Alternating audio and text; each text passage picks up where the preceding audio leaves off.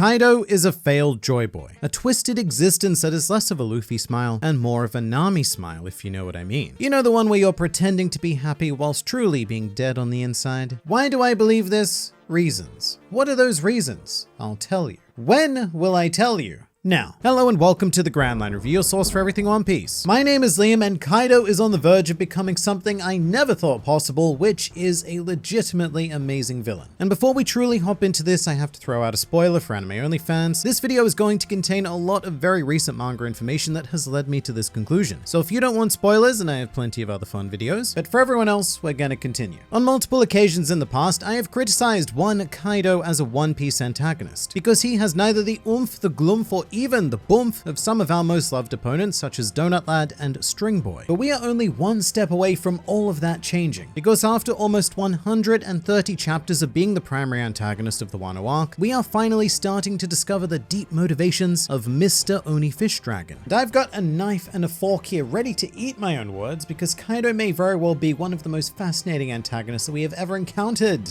in the One Piece. And it all has to do with the quest to become Joy Boy. A quest that was completed by Bushwhacker Collectibles, Caleb Kwan, and Clouds. All three of whom did the amazing thing of subscribing to the Grand Line Review, thus resulting in consistent injections of One Piece culture being administered directly into their YouTube feeds. And if you want to be our next subscriber of the day, then hit the button and please do say hi in the comments below if you are a new member of the Grand Fleet. Welcome. Okay. Bombshell time. Recently, we've laid eyes upon a couple of brief Kaido King flashbacks which paint our Beast Boy in a very new light. In fact, if I didn't know any better, I would say that he was being bathed in the gleaming rays of the Sun God himself. For as long as we've known him in One Piece, Kaido has been a miserable, alcoholic, child-abusing, Odin-hating, Orochi-enabling, Big Mom-banging sack of fish scales who wants nothing more than to see the world burn. Very difficult to do when the world is covered mostly with the mortal enemy of fire being water. But Kaido, well, he's trying nonetheless. He wasn't always like this though. Whilst we still have nothing of a silhouette from his time with the Rocks Pirates, the earliest image we have of Kaido's face from King's flashback gives me some serious Luffy and or Roger vibes. This Kaido, this one right here, is such a good boy that he could be mistaken for a delightful border collie. And on top of that, he also has a very clear mission to change the world, with a supreme belief that, quote, I'm the only one who can do it. The I there referring to Kaido, not me. I can't do anything, I'm pretty useless honestly. And as it turns out, Kaido and I have that in common, because at some stage on this happy-go-lucky journey to change the world, that smile turned into a not smile. Whatever Kaido's dreams were, they were shattered like a clown's balls being kicked by a rubber foot, to the point where what we see today is a twisted, dark timeline Joy Boy who doesn't want to bring the world into a new dawn so much as he wants to plunge it into an eternal night. Important question though. Having said all of the things that I've said, was Kaido's goal to be Joy Boy? And the answer right now is maybe. Currently, I'm led to believe that this was more of a King thing who thrust the narrative on Kaido, and whether or not Kaido knew about Joy Boy prior to meeting King, it was young Arba who insisted that Kaido was this legendary Joy Boy. To which Kaido just went, whoa, sure, I'll be the guy. Which brings up all sorts of crazy questions that we're not entirely capable of tackling right now. Like, how does King know about Joy Boy? Were Lunarians connected to the ancient kingdom in some way? And does their knowledge extend all the way back to the Sun God times? You know, all that sort of stuff, because it would be truly fascinating to understand how King initially came to this conclusion. And a bit of a tangent thought I have is, what if Kaido is secretly a D? You know, there are all kinds of meme jokes out there like Kaido and such, but anyone in this world who knows specifics about Joy Boy understands one key thing, that we are waiting for someone with a D in their name. Even Whitebeard knew as much when he claimed that Blackbeard was nothing but a hairy-chested charlatan and not the man that Roger was waiting for. So I don't want to tunnel too deeply into this, but actually that's a lie. Forget what I said, because I want to dig much deeper. Because if King has super special knowledges, then the whole Kaido thing becomes a legitimate possibility, but there may be more than that. And for this, we need to turn our attention upwards, all the way to Mary Joie and the existence of the giant straw hat. Because ever since that particular revelation, it has been widely speculated that Joy Boy was a giant. Because big hats need big heads. And there's a lot of fun evidence for that, including the fact that there is a confirmed family of giants who do carry the mighty D. However, another option is that Joy Boy may have been an Oni, a member of Kaido's race, which could be another factor immediately recognizable from King's perspective. And yes, it's a bit of a leap, because the Oni are significantly smaller than giants, and the Straw Hat in question probably would not fit Kaido's surprisingly itty-bitty head. But sizes in One Piece are very inconsistent. Characters and objects grow and shrink depending on what Oda wants to draw, so there's still a maybe to be had here. But Flashback Kaido is shockingly similar to Luffy and Roger, not just in the overly smiley and optimistic persona either, but also in how they recruited their initial crewmates. Kaido forging the Beast Pirates with King is a near-perfect mirror to Luffy recruiting Zoro, a smiling menace approaching a shackled warrior and giving him the option of join me or stay tied up and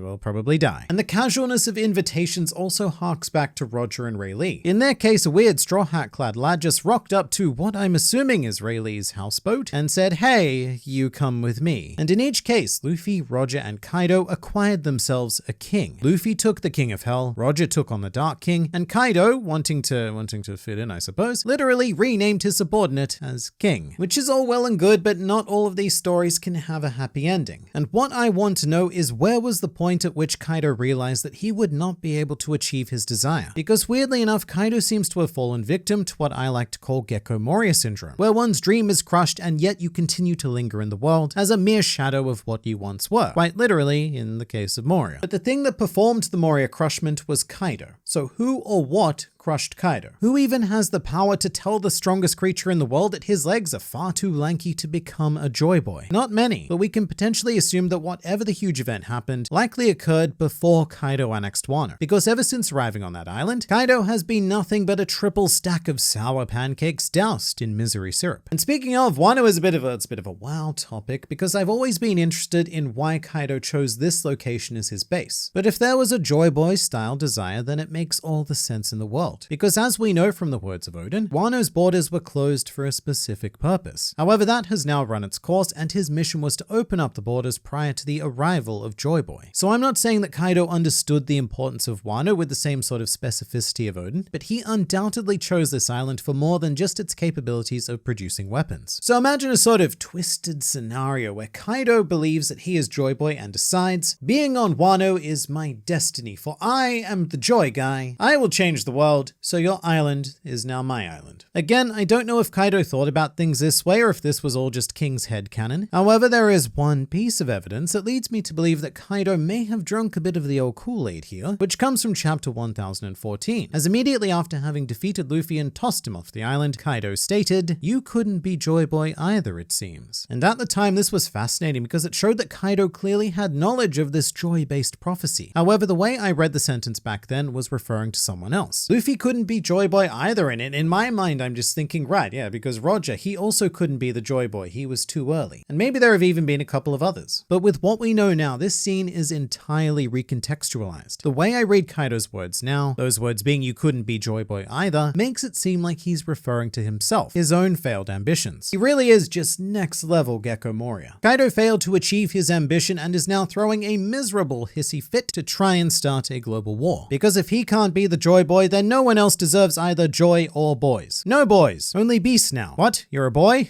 No, you're not. Your name's Queen and you're a dinosaur now. Deal with it. And in that sense, perhaps Kaido didn't take Wano because he still thought he was Joy Boy. Perhaps he took it to prevent the true Joy Boy from living up to the dreams that he himself had failed to achieve. Because he, much like myself in Year 10 chemistry, is a failure. That, or we could be less cynical about this whole thing and say that Kaido might see himself as some kind of caretaker of Wano, waiting for the real Joy Boy, although, look, honestly, that one's a fair bit harder to believe. And we can also look at this on the ultra wanky level, because Kaido is notably responsible for the abomination that are the Smile Devil Fruits. Kaido's twisted quest for joy and boys have reached the point where he is cursing innocent boys with having to smile for the rest of their lives. The expression of fake joy, because that's what Kaido is. It's like when you're at a supermarket as a child, you see Luffy in an aisle, and you say, "Mom, I want joy." But your mother says, "We have joy at home." Kaido is the joy we have at home. And that puts a whole new spin on the Luffy versus Kaido conflict, because instead of Rubber Boy versus Dragon Man fighting for the future of Wano, what we have is Joy Boy versus Sad Boy, fighting for the future of the very world itself. Luffy incidentally seeking to bring about a new dawn, and Kaido trying his absolute hardest to make sure that that sun never rises. Which is where, for the first time during Wano, I can see a potential win condition for Luffy. Apart from the obvious and just,